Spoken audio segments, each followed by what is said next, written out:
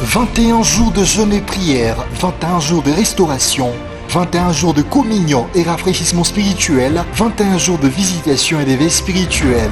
Bien-aimés dans le Seigneur, le Dieu, avec des éminents orateurs, l'apôtre Patrick Liave, le pasteur Mathias, le prophète Ephraim Kalala, le pasteur Bart Kassungu, hôte de cette action, du dimanche 10 au dimanche 31 juillet 2022, de 16h à 19h.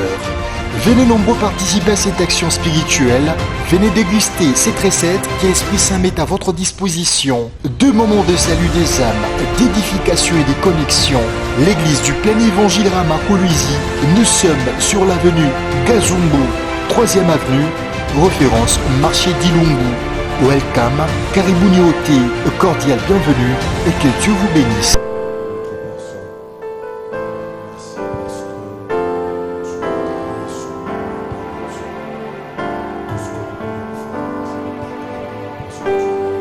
Tupigie Bwana Yesu mikono.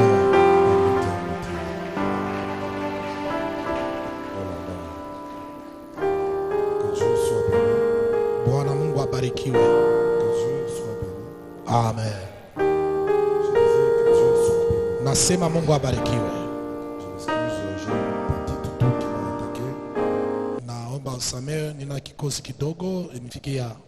Mais par la grâce de Dieu, l'essentiel sera fait ce soir. Lakini picha neema ya Mungu ya mafaa itafanikiwa magharibi ya leo. Avant de commencer le sermon de ce soir, Kabla naanze mafundisho ya magharibi ya leo, j'aimerais nous partager une vision que je venais de voir quand j'entrais en ces lieux. napenda tukabule pamoja onyo ile mimi naona wakati bilingia hapa. En fait, qu'est-ce que je voyais? Nilikuwa nikiona nini? Je voyais que les gens faisaient la file, ils venaient entrer dans cette salle. Niliona watu washa kupangana wanakuwa kuingia ndani ya nyumba, Mais dans la foule, j'ai vu 2 catégories de personnes. lakini katikati ile mkusanyiko niliona aina mbili ya watu. Je vis un petit groupe de gens Niliona kankunji kaloko kabantu qui avaient les assiettes déjà en porcelaine lavées, walikuwa na masani ya kusafisha avec les couverts. na walikuwa na ile makisu na mankanya na vingine Mais vingine, le plus grand nombre de gens lakini bwingi ya bantu n'avaient pas d'assiette, n'avaient pas de couvert. balikuwa bashipo mansani na makisu na mankanya na vyote vile mnajua. Mais en entrant, je vois ceux qui étaient nombreux poser la question au petit nombre qui avaient les couverts. Lakini mkuingia naona bale ba mingi balikuwa bashipo mansani, banauliza bale biko na mansani, Pourquoi vous avez les couverts, vous avez les assiettes et toutes ces choses? chia nini mwe mko na mansani na mankanya na bintu yote? Je vois le petit nombre, le petit groupe là répondre comme ceci. Naona kale kankunji kaloko kanajibu hivi, Vous ne savez pas que tout ce jour ici, nous sommes en train de fêter. amujua sema mashuko yote tuko mukaramu, Vous ne savez pas que tout ce jour ici, amujua sema mashuko yote hii nous sommes en train de fêter. tuko mukaramu.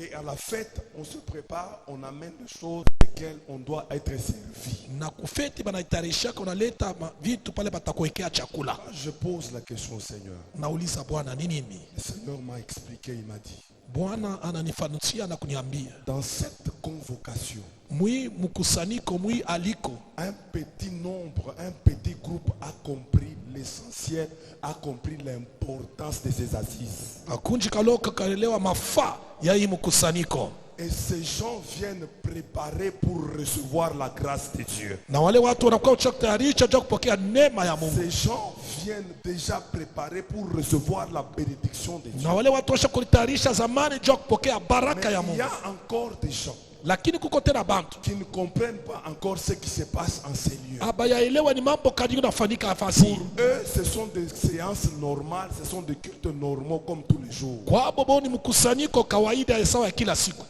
Ils ne savent pas que c'est la fête qui a été déjà déclenchée. lakini abajua sema ni karamu basha kufungula, Et ils viennent sans être préparés. na wanakuja bila kujitayarisha. Et ces mêmes personnes Na watu moja moja ba sont ceux-là, après ces assises, ni wale kisha hii maandamano qui diront, on nous avait dit que Dieu va nous bénir. balituambiaka sasa Mungu atatubariki, Mais le marathon vient de finir. lakini maandamano On inamalizika, n'a rien vu dans nos vies. hatuyaona kitu maisha yetu. Le problème, c'est pas le marathon. Mambo aina Le maandamano, problème, c'est toi qui n'es pas prêt à recevoir la grâce de Dieu. mambo ni wewe hauna tayari kupokea neema ya Mungu. Que Dieu bénisse ceux qui sont dans ce groupe de gens préparés pour recevoir la Mungu abariki pour kundi cha recevoir la watu grâce de Dieu. wale wa kupokea neema ya Je Mungu. prie pour que tu sois de ce nombre-là, Naomba chukue mwile mkunji de ces gens qui vont se démarquer des attitudes de la foule, na wale watu watachana na hali ya mkusanyiko ya qui wengi, viennent avec un cœur disposé wanakuya na roho tayari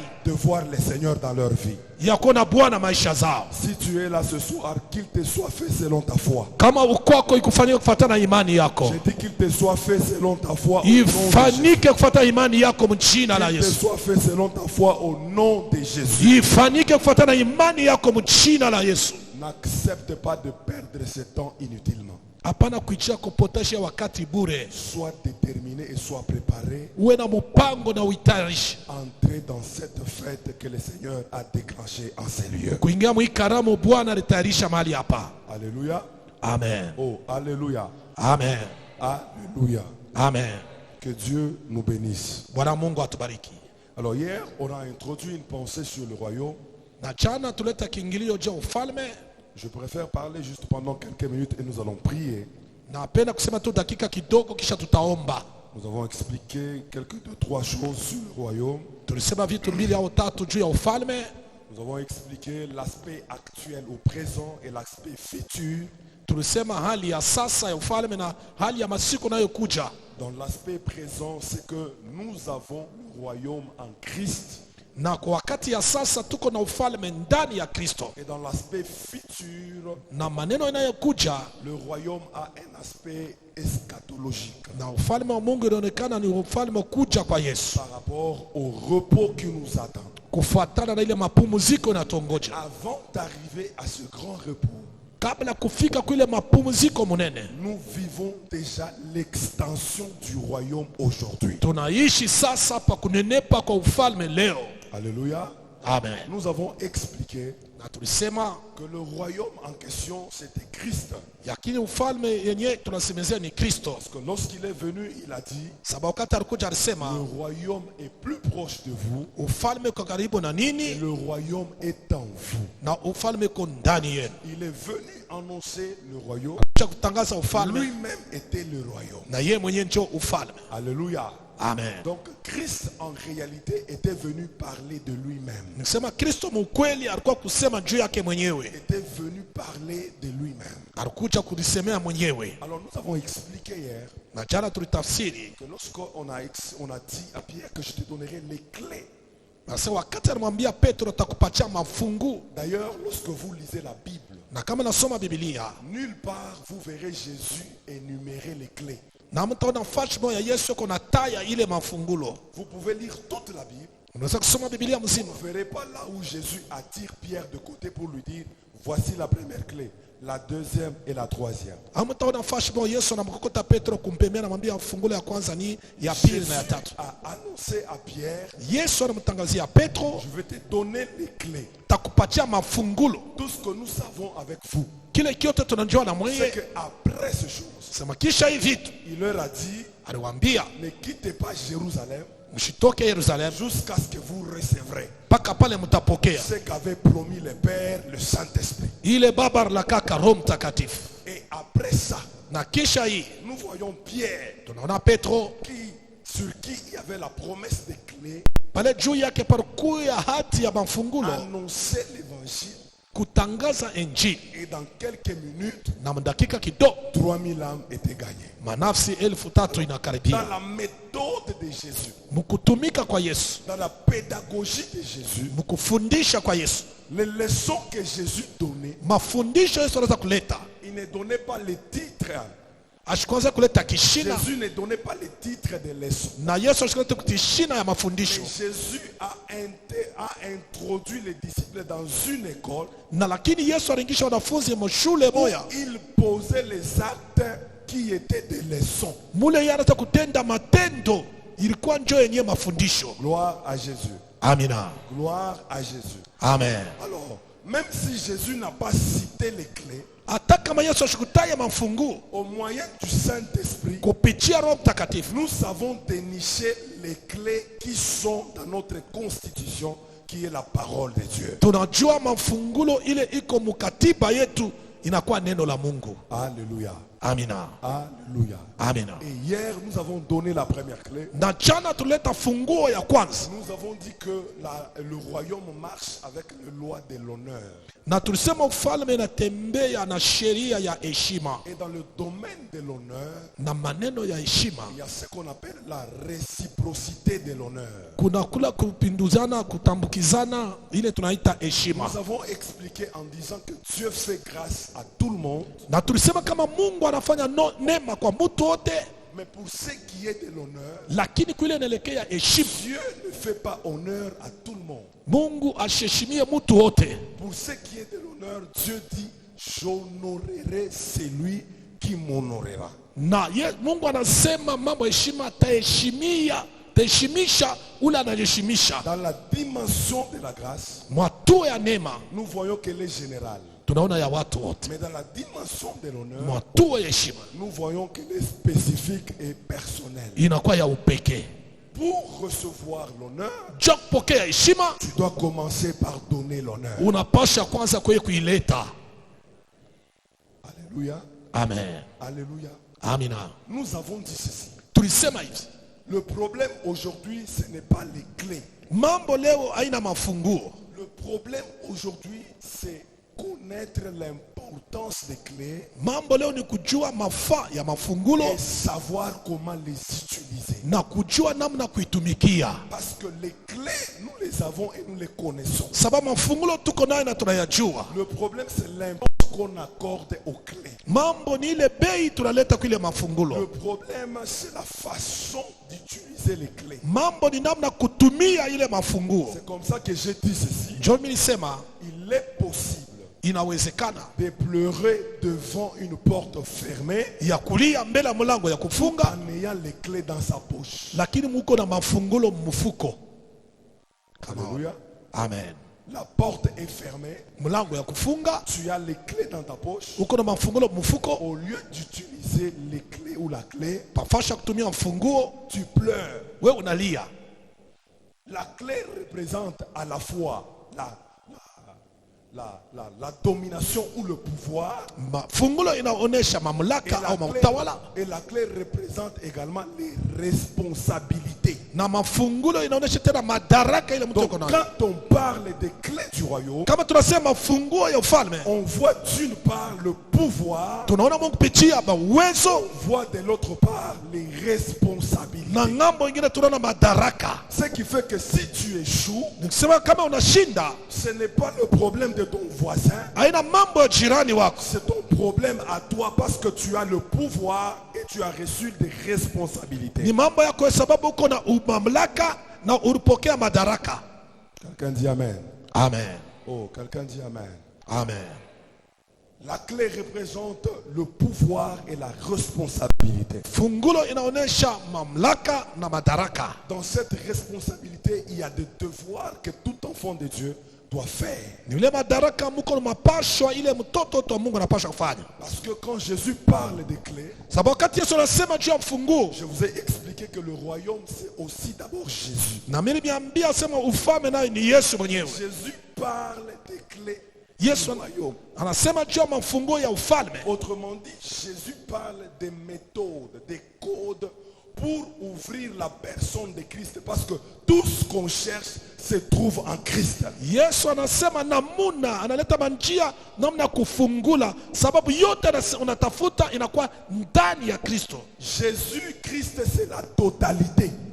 Yesu Kristo ni bwingi. Il n'y a rien que tu cherches qui soit en dehors de Jésus. Hakuna kitu kile unatafuta unaweza kwa nje ya Tout Yesu. ce que tu veux est en Jésus. Yote unataka iko ndani ya Mais là, Yesu. pour avoir ce qui est en Jésus, Sasa cha kupata ile iko ndani ya Yesu, tu dois avoir des codes. unapaswa kuwa na makodi, Tu dois avoir des méthodes. unapaswa kuwa na namuna, Tu dois avoir les stratégies. na unapaswa kuwa na namuna, Tu dois avoir les clés. unapaswa kuwa na mafunguo. Alléluia. Amen. Alléluia. Amen. Dans ce monde, Mwi dunia, l'une des choses les plus têtues, mmoja wa kitu kile kinakalaka kichwa nguvu, parmi les choses les plus têtues, katikati ya vitu vile kichwa nguvu, il y a la porte. kuko mlango.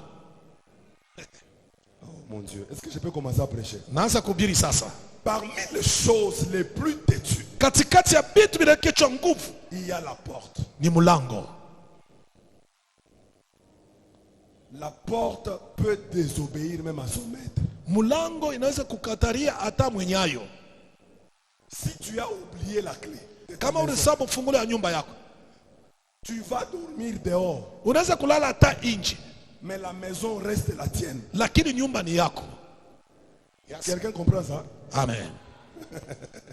C'est ta maison, Ni nyumba yako, mais tu as perdu les clés. lakini unapotea mafungu. Tu dors dehors, Unalala nje, pas parce que quelqu'un t'a empêché, haina juu mtu atukuzuiza, parce que tu as manqué la clé de ta propre maison. sababu ulikosa fungulo ya nyumba yako mwenyewe. Yes.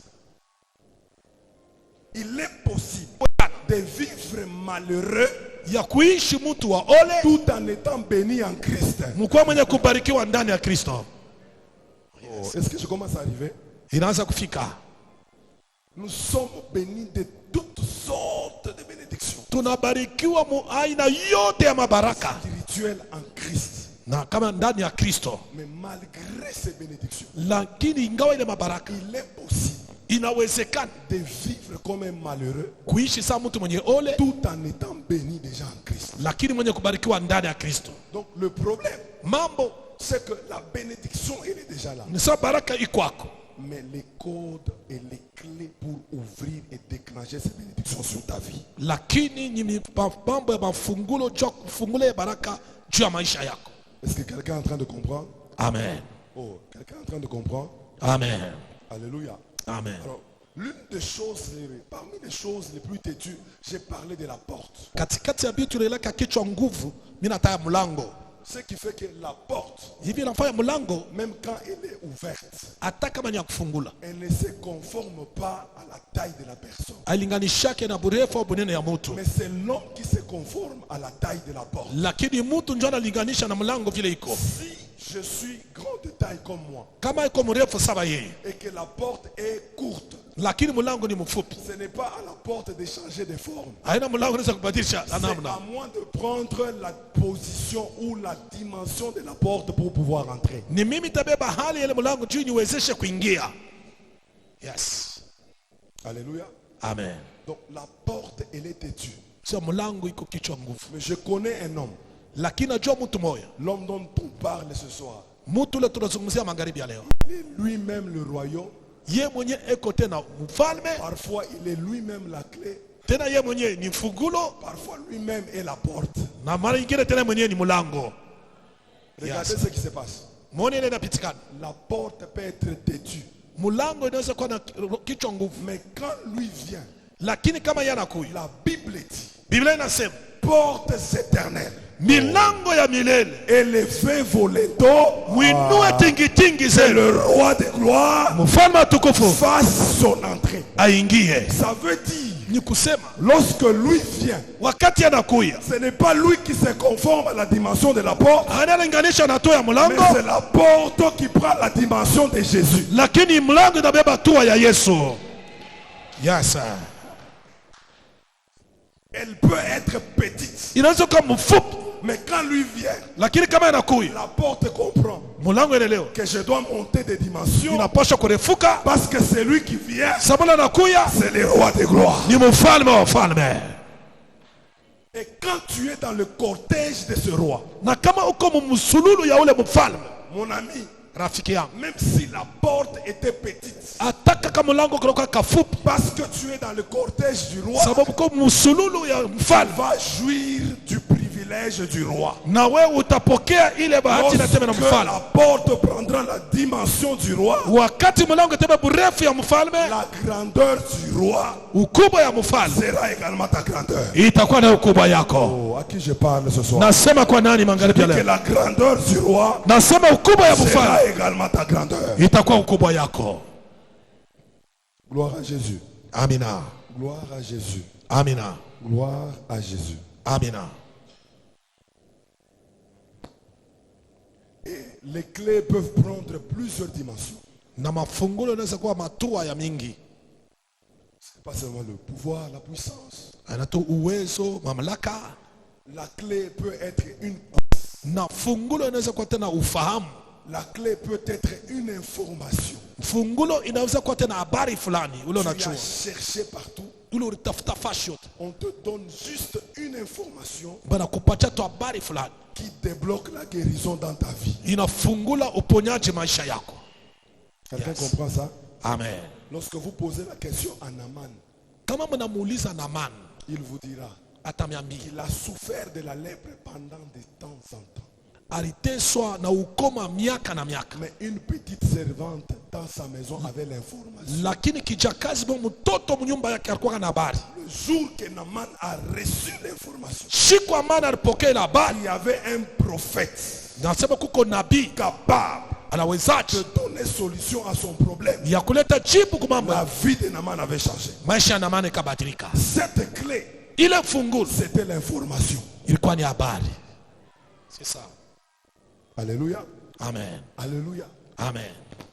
Nous ne pouvons pas limiter la clé qu'au niveau de la puissance chasser les démons. Non. Hatuwezi kusimamia fungulo mpaka uwezo na kufukusha mademo, hapana. La clé peut être une formation. Na fungulo inaweza kuwa kujifunza, Une formation. majifunzo fulani. Tu es formé dans un domaine Unajifunza mwatua fulani et tu ouvres na unafungua le succès qui était caché plusieurs années dans ta vie. kavumu ile fichama maisha yako. On ne va pas rester seulement spirituel. Hawezi kubakia tu paka wa kiroho. Mais nous devons comprendre les détails sur les clés. Tunapasha kuelewa matua yote mambo ya fungulo. Une formation Majifunzo fulani peut déclencher les succès dans ta vie. inaweza kufungula kavumu maisha yako. C'est ça. Parce que si on limite les clés qu'à la puissance, Sababu kama tunasimamishia tu mafungulo paka kuuwezo, quelqu'un risque d'aller faire 2 semaines à la montagne. mtu anaweza kwenda kufanya majuma mbili kumulima. Seigneur, remplis-moi ta puissance. Bwana unijaze uwezo Parce wako. qu'on nous a dit Sababu alituambia que les clés, ya kama la fungulo puissance. ni uwezo. Tu risques de quitter la montagne Unaweza kushuka kumulima avec les parler en langue, na kunasema mulugha, mais les choses ne changent pas. lakini vitu Et haibadilike. pourtant, pour ce qui est de ta vie, Kuangalia mwile inaelekea maisha yako, il faut se laisser former unapaswa kujacha pour kujifunza déclencher son succès. jua kufungula kavumu yako. C'est ça. Est-ce que je parle à quelqu'un? Amen. Là, tout me dérange, mais je fais un effort. Alléluia. Kikosi kinaniushi lakini tafaa nguvu. Alors, nous avons parlé de Ruth Na jana tulisema mambo ya Ruth, qui a accepté les risques ule alichika hatari de suivre Naomi. ya kumfuata Naomi, Elle a honoré Naomi akamheshimisha Naomi malgré qu'elle n'avait rien. ingawa shikwe na kitu, Mais la vieille qui paraissait pauvre lakini ule mama alionekana sa maskini, détenait les informations du succès de Ruth. alikuwa na habari ya kavumu ya Ruth, Elle a honoré. akamheshimia na mkurudi, Elle a reçu également l'honneur. naye alipokea heshima. Est-ce qu'il y a quelqu'un qui a besoin de l'honneur ce soir? Amen. Il y a quelqu'un qui a besoin de Kuna l'honneur. nataja heshima, Commence par donner l'honneur anzia hapo mbele kuleta heshima et tu recevras na l'honneur. utapokea heshima. C'est ça. Alléluia. Amen. Alors, il y a quelqu'un qui a cherché à savoir où Dieu s'est trouvé. Na kuna mtu mmoja anatafuta ajue Mungu alikuwa wapi. C'était un savant. Alikuwa mtu mwenye hekima, Il a pris son avion pour aller chercher là où Dieu reste. akapanda ndege enda atafute Mungu anaekalaka wapi. Mais bizarrement, Lakini kwa ole plus il montait, zaidi anaweza kupanda, plus il voyait les nuages. anaweza kuona tena paka mawingu. Alors il se pose la question. Sasa anajiuliza, On nous a toujours dit maana tuambia kila mara que Dieu se trouve dans le ciel, nasema Mungu anaekalaka mbingu, où se trouve son trône. mune mko kiti yake. Plus il monte, Zaidi anapanda, plus il voit les nuages. zaidi anaona paka mawingu. Mais finalement, Dieu est où? Sasa kumwisho Mungu mwenyewe uko wapi? Il a fini par redescendre Akashuka sasa et il a conclu na akaleta kifungo. que Dieu n'existait pas. Sasa Mungu ashikalake eko Parce qu'il n'a pas vu où il siégeait dans le ciel. sababu na kumtafuta ashikone fashikani anekaria mbingu. Alléluia. Amen. Alléluia. Amen. Il cherche là où Dieu était avec les yeux physiques. alikuwa anamtafuta Mungu kule anayekalaka na macho ya kimwili. Il veut comprendre les royaumes avec l'intelligence de l'homme. Anapenda kuelewa ufalme na akili ya mtu, Mais il ne sait pas que ces choses lakini achujua vitu hii sont d'abord spirituelles, ya kwanza iko ya kiroho avec les effets physiques. na matokeo ya kimwili. Pour accepter ces choses, Ja kuichika hii vitu il y a une autre clé kuko fungulo ingine que nous appelons ile tunaita la foi. imani. C'est ça. Pour accepter que le royaume existe, Ja kuichika sa ufalme inayekalaka il y a une clé kuko fungulo que nous appelons la foi. ile tunaita imani. Sans la foi, Bila imani tu vas croire utawazia tout ce que l'on dit, c'est de la théorie. asiote natuambia hapa inakuwa tu ni michezo bule. Royaume, finalement, c'est quoi? Ufalme bashi ni nini? C'est au moyen de la foi Ni kupitia imani que nous croyons tunaamini que le royaume existe, ya kama ufalme iko hapo, même si nous ne pouvons pas le toucher avec hata kama les mains. tuweze kugusa na mikono ya kimwili. C'est au moyen de la foi Ni kupitia imani que nous croyons que Dieu est là dans ce temple, tunaamini sasa Mungu yuko mwi kanisa, même si nos yeux physiques ne savent pas le voir. hata macho yetu ya kimwili haimuone. Yes. Lorsque vous lisez dans Hébreux chapitre 12, le verset 2, Wakati tunasoma Hébreux 12 le deuxième verset, c'est là que moi j'ai toujours tiré la définition de la foi. njoo mle Biblia inatoshaka maana ya imani. Ayant les yeux Mkuwa na macho fixés sur Christ, yenye kutazamia Kristo, lui qui est le chef ye anakuwa mkubwa et le consommateur de notre foi. na ule wa kuchukua imani yetu. Si tu me poses la question, c'est quoi la foi? Kama nauliza sasa imani ni nini, Je te dirai, takwambia la foi, imani c'est avoir les yeux fixés sur Christ. kuwa na macho ya kuangalia Kristo, C'est avoir les yeux fixés sur na macho yenye kuangalia Kristo, tout en sachant mkujua ya kama qu'autour de Christ, ya kana pembeni ya Kristo il y a plusieurs choses qui peuvent attirer notre attention, kuna vitu unaweza kukota kuangalia mais kwetu, la capacité lakini uwezaji de rester fixé sur Christ, ya kubakia macho yenye kuangalia paka pa Kristo, c'est ça la foi. njoo imani.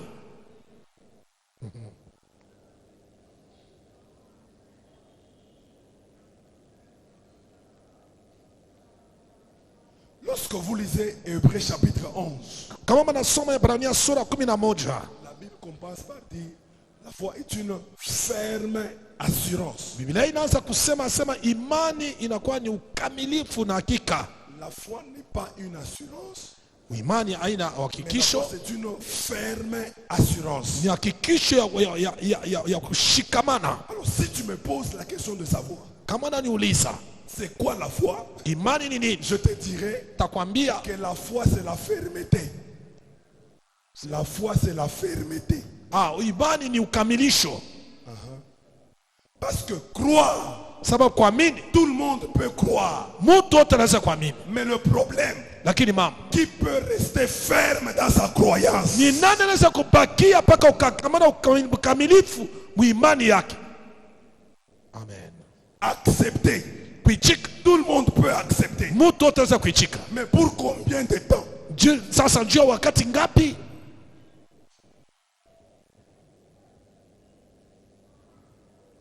Quand on parle de la foi, Wakati wanasema juu ya imani, on parle de la longévité, de la fermeté dans sa position en ayant les yeux fixés sur Jésus. ni burefu na kukankamana, mkuwa na macho yenye kuangalia Yesu. Donc c'est l'une des clés Ni mmoja wa fungulo qui nous aide inatusaidia à décoder certaines choses que nous cherchons. ya kufungula mabitu moyo vitu tunatafuta. Sans la foi, Bila imani, déjà dès le départ, on ne peut pas être agréable à Dieu. na kumwanzo tu aweze kumpendeza Mungu. Regardez ce qui se passe. Muone ile inapitikana. Jésus n'a pas énuméré les clés, Yesu ashikutaya mafungulo, mais dans la Bible, Lakini Biblia, lorsque vous lisez dans Matthieu chapitre 8, le verset 23, kama nasoma Mathayo sura ya 8:23, Jésus est avec les disciples dans la barque, Yesu kuna wafunzi ndani ya merikebu, en train de traverser. kuna tambuka pa maji Le vent contraire s'élève. na upepo ya kinyume kalamuka. Jésus dort. Yesu analala. Je vous ai dit que dans l'école de Jésus, Niliambia sema mafunzo ya Yesu, Jésus ne donne pas les titres des leçons. Yesu ashilete bishina ya mafundisho. Il pose seulement les actes Yeye anafanya tu matendo fulani et vous comprenez la leçon. na mwe mnaelewa mafundisho. Le vent s'élève, Upepo inashimama, Jésus dort. Yesu analala. Come on. Et après, quand on le réveille, Na sasa kisha wakati wanamlamusha, il dit aux disciples, anaambia wanafunzi, hommes de peu de foi. watu wa imani kidogo. Quel était l'enseignement? Mafundisho yalikuwa ni yaje? C'est que dans le parcours, Nikisema ndani ya mwenendo, les vents s'élèveront. upepo wa kinyume itashimamaka paka. Mais la clé Lakini fungu pour apaiser les tempêtes cha kushusha ile zoruba s'appelle la foi. jina yao ni imani. Si vous avez la foi, Kama uko na imani, vous allez menacer les tempêtes. mutashambulia hii zoruba. Et pour donner cette leçon, Jésus les amène sur les lacs. Yesu anawapeleka sasa pa maji. Les disciples n'avaient pas compris. Wanafunzi hawakuelewi. Dans le deuxième épisode, Na ya tatu, Matthieu chapitre 14, le verset 22, Matthieu 14:22. Jésus Yesu les obligea d'entrer dans la barque. akawasukuma bengie ndani ya chombo. Dans la première barque, Mwile chombo ya kwanza, Jésus Yesu n'a pas imposé quelqu'un à le suivre. ashikubakakamisha kumfuata. Il est entré Aliingia et les disciples l'ont suivi. na wanafunzi walimfuata. Ok. Amen. Dans la deuxième barque, Chombo ya pili ça ne dépendait plus de la volonté des disciples. haikulinganisha na mapenzi ya wanafunzi. La Bible dit, Biblia inasema Jésus les obligea Yesu akawakankamisha de monter dans la barque. mapande ndani ya chombo.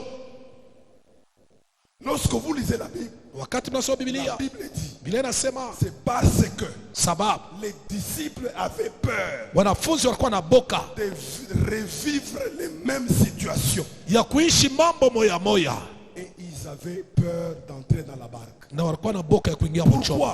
Jani, Parce que dans la deuxième barque, sababu chombo ya pili Jésus ne devait pas y entrer. Yesu ashikupasha kuingia, Il les oblige d'entrer dans la barque, anawasukuma bengia mais lui chombo, va à la montagne aller prier. lakini anaenda kumulima kuomba.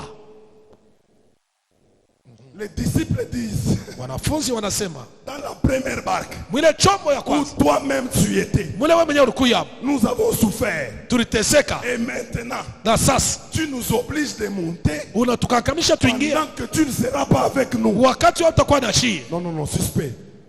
Mambo haina sawa hapa. Mais comme lui est le maître, Sebie ni mwalimu, il a exigé que les ukakamisha, disciples sont entrés. wanafunzi wakaingia. J'aimerais dire à quelqu'un ce soir, Nampenda kuambia mtu magharibi ya leo, il y a des situations kuko maneno fulani qui ne dépendront pas de ta volonté, haitalinganishwa na mapenzi yako, qui ne dépendront pas de ta sainteté, haitalinganishwa na qui utakatifu ne wako, dépendront pas de ton courage, haitalinganisha na kiasi qui yako, ne dépendront pas de ton sérieux. haitalinganisha na heshima yako, Mais ces situations, lakini ile mambo c'est Dieu qui va te les obliger. ni Mungu ndio atakankamisha hayo. Haleluya. Est-ce que je parle à quelqu'un? Yes sir. Dieu va te les obliger. Mungu atakusukumia ama atakankamishi hayo. Tu n'as pas prévu être licencié au travail. Wewe haukutayarisha kufukuziwa kwa kazi, Tu n'as pas commis d'erreur. au kufanya kosa, Mais tu te retrouves licencié. lakini unajikuta On te wanakutupa chasse nje, du travail. wanakufukuza kazini. Tu t'es marié, tu as dansé, Dieu merci. Ulioa unacheza wa Mungu unanifariji. Tu as vécu avec l'homme pendant 5 ans seulement. Uliishi na Bwana miaka 5 tu, L'homme est parti. na Bwana anaenda, Tu es resté veuve On a- pendant ton jeune âge. unabakia mjane Des miaka yako situations mjane. que toi tu n'as pas prévu. maneno ile wewe kutayarisha, Dieu te les a obligés. lakini Mungu anakukakabishia hayo. Pourquoi Dieu t'oblige d'entrer dans ces tempêtes? Jani Mungu anaruhusu uingie mwile zoruba, Parce qu'il y a des leçons que tu dois apprendre. sababu kuko mafundisho fulani unapaswa kujifunza. Lorsque les disciples sont dans la barque, Wakati wanafunzi wako mchombo, les mêmes tempêtes qui s'étaient levées autrefois zoruba moya moya ilishimamaka zamani, se sont levées au deuxième tour de la barque. sasa inashimama tena mundamo ya pili ya ile chombo. Jésus n'était pas présent. Yesu pale ashukuyepo, Jésus était à la montagne. Yesu alikuwa kumlima. Cette fois-là, Sasa pale les disciples ont commencé à lutter. wanafunzi wanaanza kumbana, Parce que dans leur tête, sa mukichwa yao dans la barque, il n'y a pas Jésus. muchombo amuna Yesu. Si on ne lutte pas, Kama tupikanishe on va mourir. tutakufa, Nous devons faire un effort. tunapaswa kufanya nguvu. Oh, mais j'aime la Bible. Napenda Biblia, J'aime la Bible. napenda La Biblia. parole de Dieu dit, Neno la Mungu nasema Jésus vit Yesu akaona, qu'ils avaient du mal à ramer. akaona sema weko na shida namna kutambuka. La question que je me pose, Najiuliza hivi, Jésus n'est pas présent dans la barque. Yesu anapombereke Il est à la montagne en train de prier. yeko kumulima iko naomba, Mais comment il a vu sasa namna gani aliona que sur le lac, sapa maji il y avait des gens qui étaient dans la souffrance? kuna watu walikuwa mateso, Absent dans la barque. muchombo anamu, Oh mon Dieu. Absent physiquement dans la barque, mukimwili ndani ya chombo anamu, mais ayant le contrôle sur tout ce qui s'est passé dans la barque. lakini anaangalilia vyote biko nafanyika ndani ya chombo. J'aimerais dire à quelqu'un, Napenda kwambia mtu, même si tu ne le vois pas, hata kama umuone il est là. eko hapo, Même si tu ne le sens pas, hata kama il mushikie est là. eko Même pale, si tu ne le touches pas, hata kama il chukuse est là. eko pale, Il est au contrôle eko la de tazamia tout ce qui se passe dans ta vie. muyote napitikana maisha Il yako, voit ta souffrance, anaona mateso il yako, entend tes pleurs, anashikia kilio yako, il ne va pas t'abandonner. na shitakwacha. Oh, je dis qu'il ne va pas t'abandonner. Nasema shitakwacha.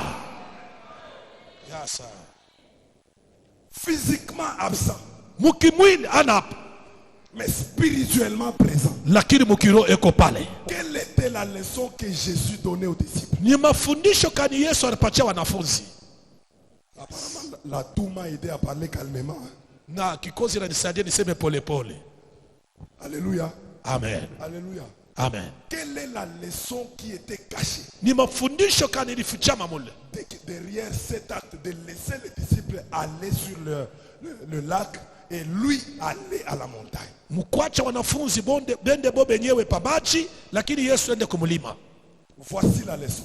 Tazama mafundisho. La leçon c'est que Mafundisho iko Jésus est aux disciples Yesu anaanza kutafsiri kuambia que wanafunzi, le temps qui arrive, sasa wakati iko nakuya, je ne vivrai plus avec vous physiquement. shitaishi na mweye mukimwili, Vous Yes, ne sir. me verrez plus physiquement. hamutaniona tena mukimwili, On ne mangera plus les poissons ensemble. hatutakula tena samaki pamoja, Vous ne me toucherez plus avec vos mains. hamutanigusa tena na mikono yenu, Physiquement, vous n'allez plus me voir. mukimwili hivi hamutaniona, Mais sachez une chose. lakini mjue kitu moja, Quand bien même vos yeux ne me verront plus, hata kama macho yenu hayataniona tena, mais je serai au milieu de vous. lakini itakuwa katikati yenu. Amen.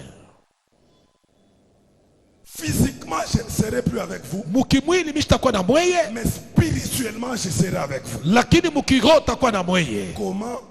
Par le Saint-Esprit. Namna gani? Kupitia Roho Mtakatifu. Quelqu'un comprend comment dans la Bible il y a plusieurs clés. Hein?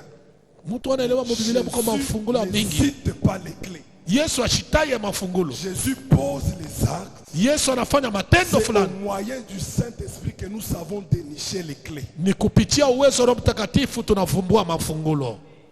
Amen. Est-ce que quelqu'un comprend ça? Huko mtu anashikia hivi. Alléluia. Amen. Ça veut dire que lorsque les tempêtes viennent, Sasa wakati upepo inalamuka, même si tu es seul, hata kama uko peke, est avec toi, amini kama Yesu yuko na wewe. applique la clé de la foi, Natumikia fungulo ya imani, menace les tempêtes shambulia et upepo, elles t'obéiront. itakutii. Amen. Je dis que menace les tempêtes, Nasema shambulio la et upepo elles t'obéiront. itakutii. Retenez ce secret. Mushike hii siri. Une parole Neno fulani qui sort d'une bouche ointe yenye kutoka mkinywa wenye kupakaliwa mafuta a les mêmes effets iko na matokeo moja moja que la parole qui sort de la bouche de Dieu. kutoka mkinywa ya Mungu. Amen. Je reprends. Nazulula. Une parole Neno fulani qui sort d'une bouche ointe inatoka mkinywa kupakaliwa mafuta a les mêmes effets liko na matokeo moja que la moja parole qui sort de la bouche. sawa. Neno inatoka mkinywa ya Mungu. Voilà pourquoi Dieu Ni kwa maana Mungu est derrière les paroles de ses serviteurs eko mkongo misema watumishi yake pour pouvoir les accomplir. njia ya kuyatimiza. Yes. Et les gens qui ont compris ces clés, Na wale watu wanaelewa hii funguo nous les découvrons dans leurs attitudes, tunayovumbula mwa hali yao dans leurs agissements. katika matendo zao. Regardez ce qui se passe. Mwone ile inapitikana. Moïse envoie les espions à Canaan. Musa anatuma wapelelezi kukanana. Vous connaissez les 12 espions. Mnajua wale wapelelezi 12. À leur retour, Mkurudia kwao il y a deux camps. kuna makambi mbili. Il y a le camp de Josué et Caleb, Kuna kambi ya Yoshua na et Caleb il y a le camp des autres. na kuna kambi ya bengine. Mais regardez dans leur façon de donner le rapport. Lakini muone namna beko naleta ripoti. Il y a un camp Kuna kikambi moja qui a remarqué les géants iliona wanefili wakafyata et qui wakubwa. a dit, Walisema nous ne pouvons plus. hatutaweza. Parce qu'à leurs yeux, Sa kumacho nous yao sommes comme des sauterelles. tuko sawa mpanjo. Et pourtant, Mkuangalia ces mêmes personnes na watu moja moja savent qu'ils ont reçu la promesse wanajua walipokea ahadi d'hériter Canaan. ya kuriti Kanaani. Malgré la promesse, Ingawa ya ahadi ils jugent les choses physiquement. na wanajua vitu Ils kupatana kimwili. regardent la taille Wanaangalia burefu des habitants de Canaan wakaji wa Kanaani et ils disent, nous ne pouvons rien. na wanasema hatutaweza. Mais il y a un autre camp. Lakini kuna kambi Quand ingine ils regardent, wakati wanatazamia ils voient la consolation. wanaona ufariji, Ils ramènent le fruit. wanaleta Ils matunda. disent, dans ces pays, Anasema ile nchi il y a certainement le lait et le miel. muko kweli sari na maziwa, En voici les fruits. tazama matunda yao. Mais nous avons aussi remarqué Lakini tuliona amo tena les fils d'Anak.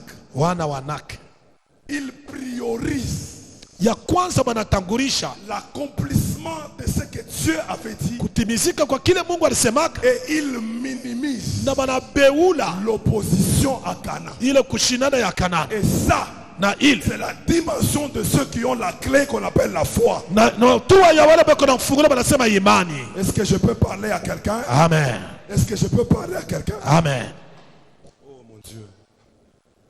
Dans cette église, Mwi kanisa il y en a quand ils viennent. kuko bale wakati wanakuya Pour eux, ils ne voient que les obstacles. kwabo wanaona paka vikwazo, Ils voient la sécheresse. wanaona kukauka, Ils voient les dépouillements. wanaona kukauka. Il y en a quand ils entrent Kuko bengine kama anaingia et ils voient un endroit propice pour leur révélation. kuko baba naona ni mfasha kuendelea, anajua kunyanyua kwao. Tout dépend de ce que tu vois. Yote inalinganisha na ile unaona. Ce que tu vois détermine qui tu es. Ile unaona inaonesha kile uko. Mon Dieu, mon Dieu. Alléluia. Amen.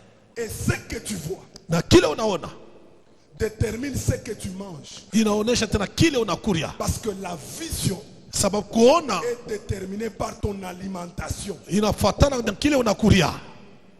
Oh, mon Dieu. Dis-moi ce que tu manges, Uniambie kile unakuriaka je te dirai ce que tu verras. na takwambia kile utaona. Est-ce que je peux prêcher? Amen. Oh, est-ce que je peux prêcher? Naweza kuhubiri. En Éden, Ndani ya Eden ils ont mangé le fruit. watu wanaweza kula matunda, Les yeux se sont ouverts. macho yalifunguka, Ils ont découvert leur nudité. wakavumbua uchi wao. Oh, mon Dieu. Amen.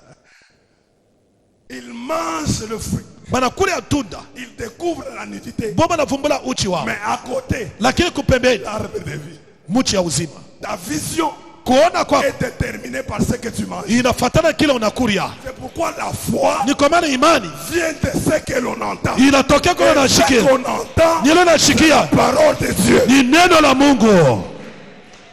Yes. Mais sur le chemin d'Emmaüs, Lakini munjia ya Emmaus, lorsqu'ils sont entrés dans la ville, wakati wanaingia mumuji, oh mon Dieu, mon Dieu, Mungu mon wangu. Dieu, la Bible dit, Biblia inasema ils étaient à table.